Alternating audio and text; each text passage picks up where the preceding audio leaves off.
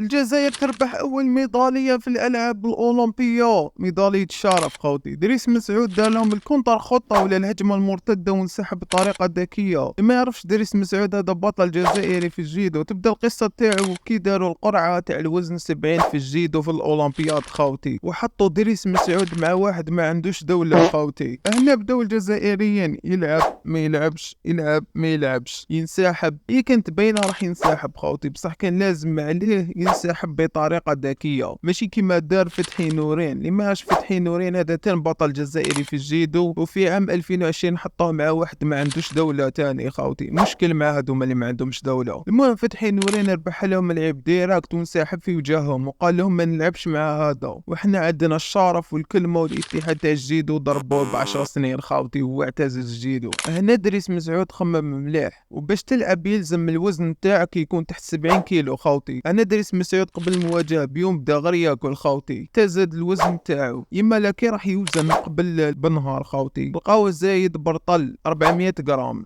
يما لا تم اقصاؤه خوتي. صدقت له خوتي. المشكل انه الاتحاد الدولي الجيدو فتح تحقيق في القضيه خوتي، يعني صامتين صح ما عندهم ما يديروا له خوتي. الصاء كان بسبب الوزن خوتي. وهكذا دريس مسعود تقدروا تسمى البروفيسور. وصلنا لنهايه الفيديو، دير جامو ابوني.